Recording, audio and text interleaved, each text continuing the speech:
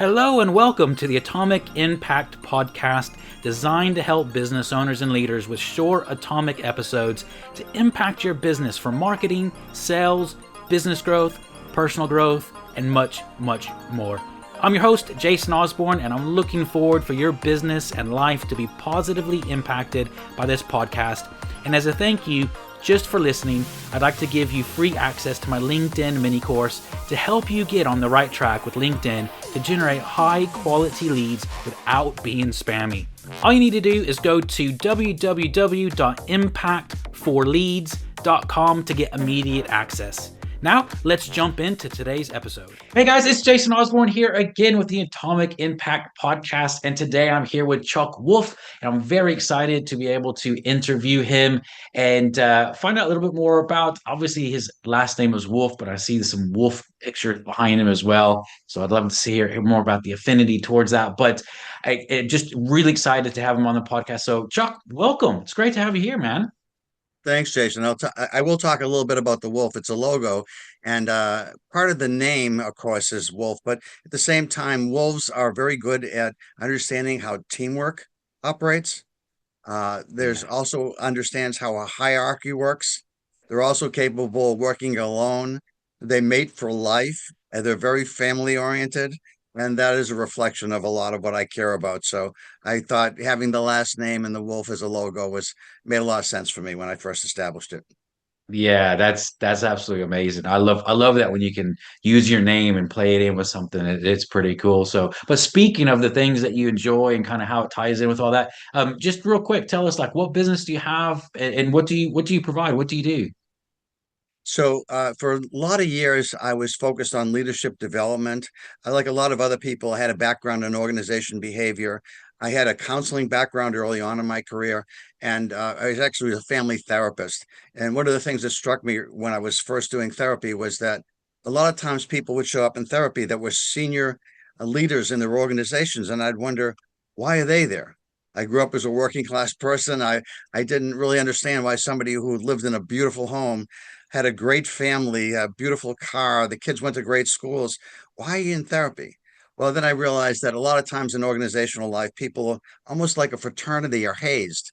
There's like this idea that to get to the top echelons of organizations, people often have to suffer some emotional abuse along the way. There's a lot of bullying that happens inside organizations. I mean, it's for years people have tried to do more with participative leadership, talk about empowerment, talk about just promoting the people that really care about the people that work for them, understand that people truly are your greatest assets, but it wasn't real. I mean, people said those things, but often it wasn't real. So I began to think that maybe there's ways to look at a family therapy experience and to marry that up with helping people in large organizations who are leaders. Because if you help a leader, it's kind of like a ripple effect when you throw a pebble in a pond, right? It just Yeah. ripples out and goes across the pond. And if you could help people at the highest levels in an organization to manage their own emotions more effectively, to deal more effectively with people that work for them, to really get a sense of people, if they're truly your greatest asset, need to feel valued, need to feel appreciated, need to feel proud of what they're doing, need to feel aligned with what the organization is about. How do you do that? How do you make that happen? It's one thing to say those words, but how do you make that real? And then somewhere along the line, late 1990s, I got a very fortunate call from somebody who was one of the pioneers in emotional intelligence. And I married this idea of leadership development Yeah. with emotional intelligence. And that happened in the 1990s. So I've had some great experiences in my career. I went from, doing family therapy, school counseling to working at Harvard Business School for a bit on organization behavior. Had a wonderful mentor who actually was the person who created McKinsey's 7S management of, for Wow. transformational management. It was a fellow named Tony Athos who was got a MacArthur grant, one of those geniuses on the cover of Time magazine is one of the world's best professors. And he fortunately liked me and became a mentor to me and a friend to me. And I learned a lot from him. And then later I had the wonderful experience of working with the people that pioneered emotional intelligence. One of the people, Peter Salovey, later became president of Yale University, and we're still in touch. We're still doing some projects together. So I've had Amazing. some great experiences, and my business is about working with leaders to help them understand the importance and clarity of roles, responsibilities, how organizations are structured, how systems are impacted. One thing I did recently, I have a radio talk show, and I've been doing that as a volunteer for a number of years because I want the message to get out that if I've learned something of value that makes people's lives better, how do I reach more people? And the radio is Yeah. one way of doing that. So I just had on my radio podcast a woman named Vanessa Druscott, who is just wrote a book, just published Team Emotional Intelligence. Wow. And she talks about how important it is to understand how systems work because it's not about hiring superstars that make you great. It's about the processes that are in place that get people to be the best versions of themselves as a team Yeah. by Yeah. being That's as amazing. individual. So there's a lot of things that I've learned over the years that I try to bring to my clients. I'm working with companies that are thinking about changing the concept. Jason, you may have heard of shared values. It's one of those Yeah. things in large organizations where people think it's really important to know what a shared value is. And I always liked that myself, except I always found people struggled with trying to remember what they are. You Yeah. ask them, what are your shared values in your organization? Let me see. Let me look at my wallet. Let me see what's on the board up here.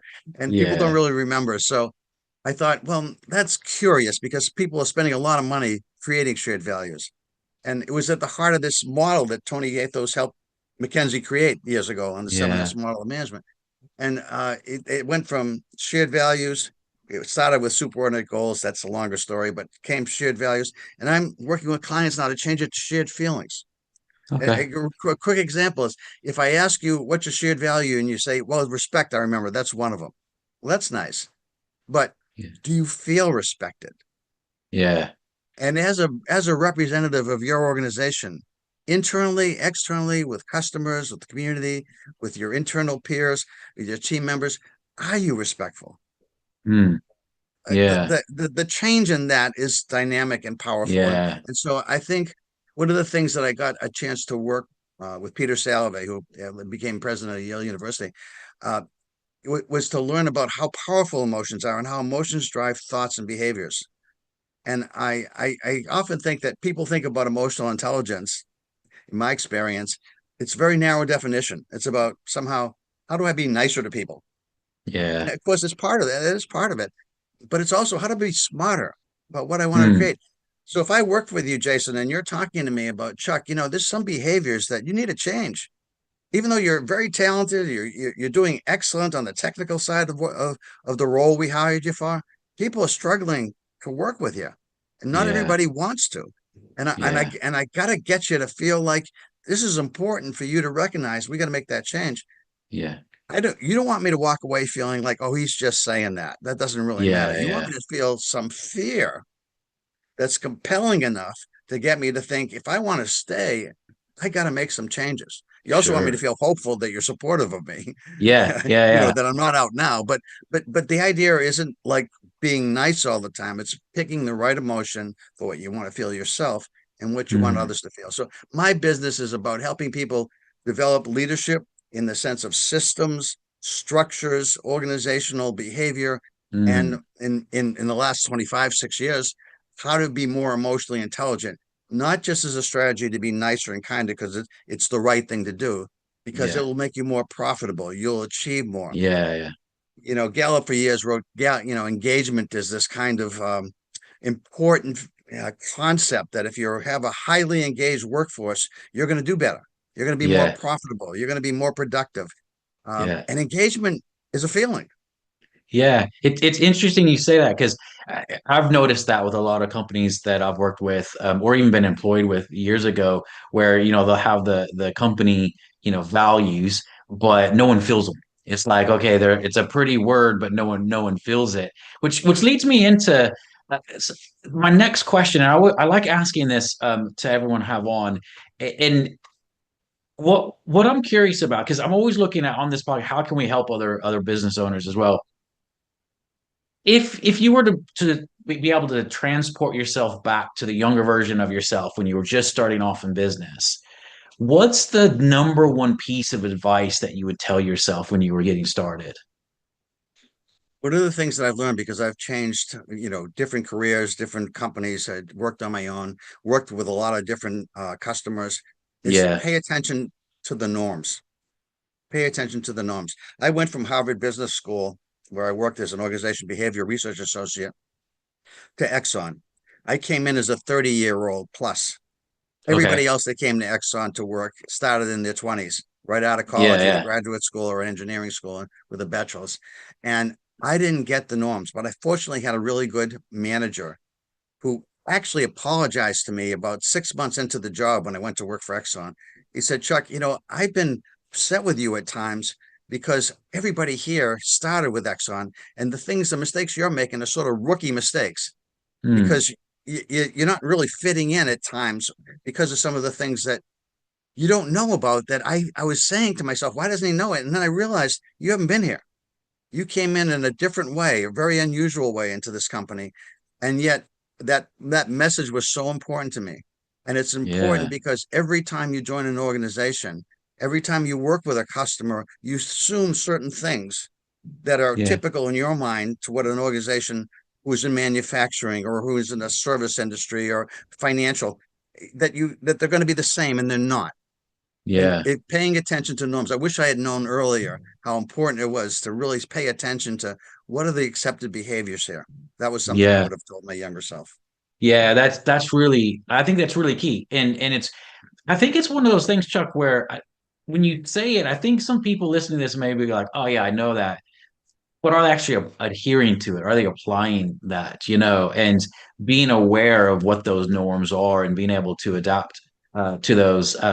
Yeah, really interesting. Really interesting. Um, what's one of the another question I love asking? Kind of, it's just a different type of angle of a question. What's the biggest mistake that you've made in your business that has ended up being the greatest surprise advantage to you that you've made? So one of the things that I learned in later life is that while I'm very good at sales and selling, and partly why what made me good at sales was because I was always really concerned and interested in other people. Yeah, It wasn't I didn't have to make it up. When yeah, you yeah, if you were to tell me about yourself and we had a longer time and I wanted to know, how did you get into this, Jason? What is it about podcasting that made you want to do what you're doing?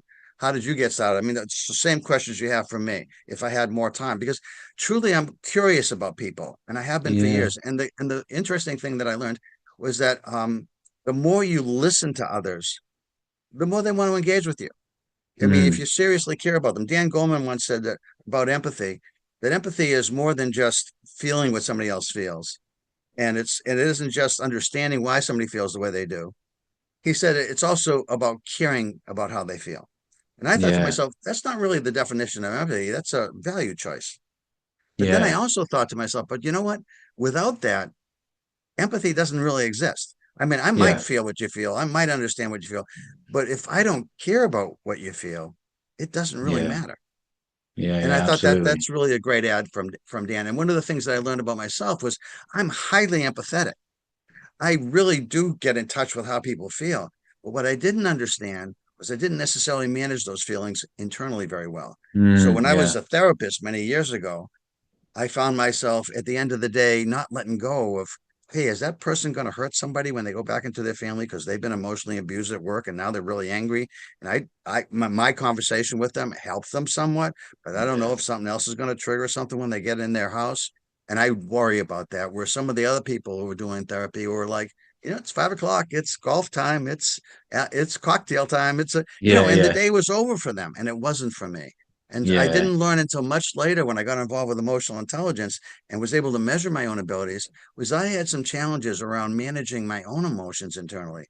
I didn't struggle so much with customer relations or conflict management in the workplace. I was really particularly good at that.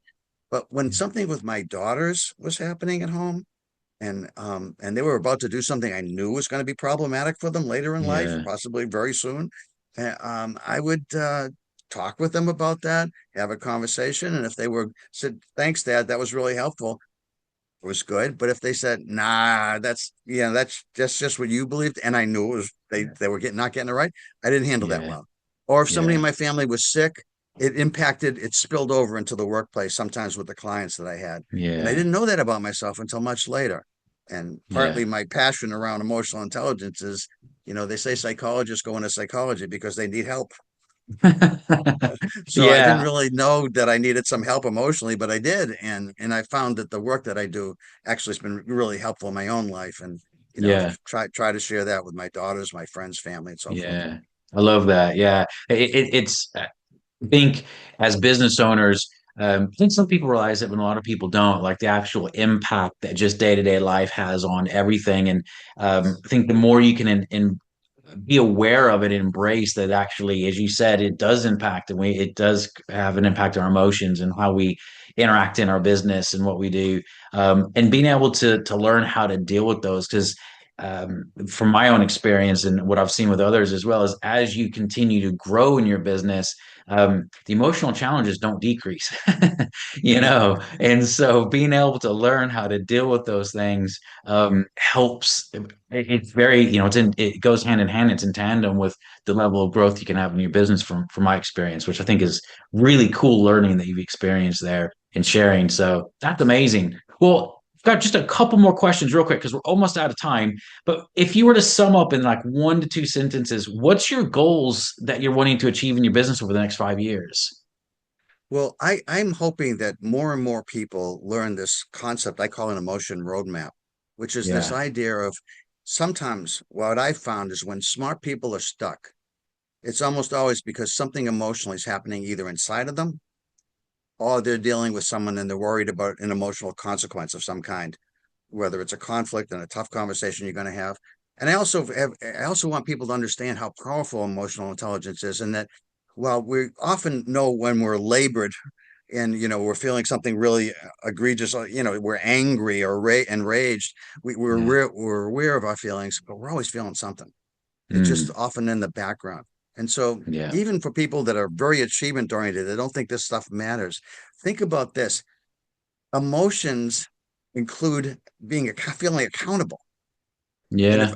when I work with senior executives, if I can help them see that emotional intelligence helps them to get people to be more accountable, because accountability drives empowerment and growth and opportunity. If you come to me and you say, "Hey, I'd like to do more. I'd like to be promoted. I'd like to get a raise," but you're not doing what you're already supposed to do, Yeah. I'm going to talk to you about feeling accountable and being accountable, right? So I Yeah. want people to understand how powerful all this is and how much difference it can make, not only in your work life, but I view this as a life skill.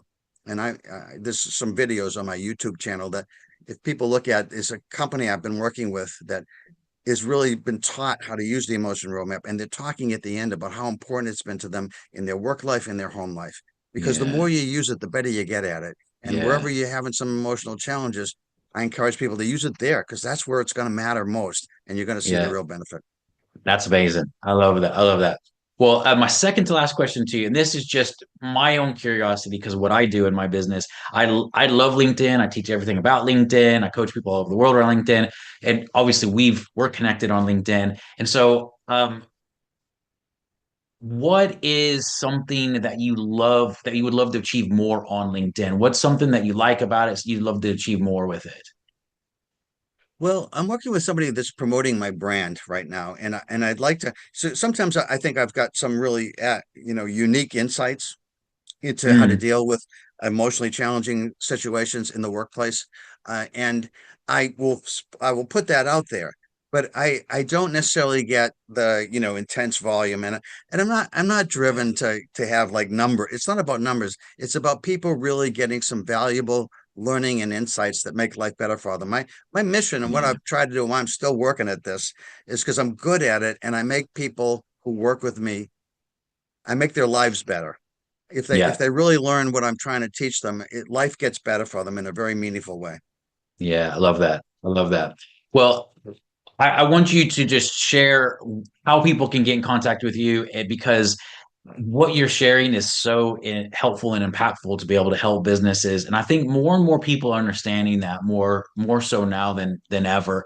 And so if people are like, hey, Chuck, what you're saying really resonates with me. Where can people find you? What's the best place for them to go? Well, you can use Google and just type in Emotion Roadmap, and you'll find me all over the place. But I think a couple of key places to look for me are, if you want to learn more about what I'm talking about, is emotionroadmap.com.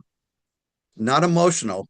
It's not an emotional roadmap. It's emotionroadmap.com. And also my YouTube channel, which has again, Emotion Roadmap, and it has a lot of my conversations with other leaders in this field, with other industry leaders that have been clients of mine, and it also has some really great content for leadership. And then just on LinkedIn, if you want to connect with me, you can connect with me there. Name goes under Charles Wolfe for Charles J. Wolfe Associates, and you can also look me up on Public Radio Exchange, because I've been doing a volunteer radio show for 16 years now. Wow. I didn't know it was going to last that long, but it's been going on for a long time. And a lot of some of my best shows are up on this Public Radio Exchange you can look up. Amazing. So lots of ways to get in contact with you. We'll put the links down in the description as well. But that's amazing, Chuck. Well, listen, thank you so much for being on the show. A lot of really good value that you've talked about emotional intelligence in the workplace and really understanding that. So just massive shout out to you and thank you so much. Can I just say one thing in closing? If you can, take one lesson away from this, there's two. One is, anytime you're stuck and you're not feeling the way that you want to feel, and feelings are always important to understand that they're trying to protect you. They're not Yeah. always helpful. Ask yourself, how would you like to feel? What would be more ideal to feel for what you're trying to get done? And your brain will race to figure that out. And the last thing, as a leader, if you can make people feel like they belong, that they're part of your team and that you value them, life will be better for you and for those that work for you. Thanks for listening to today's episode of the Atomic Impact Podcast. And as a reminder, please go to www.impactforleads.com to get free access to my LinkedIn mini course to help you get on the right track with LinkedIn to generate high quality leads without being spammy. And please also like and share this episode with others and leave a comment, as I'd love to hear from you. This is Jason Osborn, and I look forward to sharing the next episode of the Atomic Impact Podcast with you.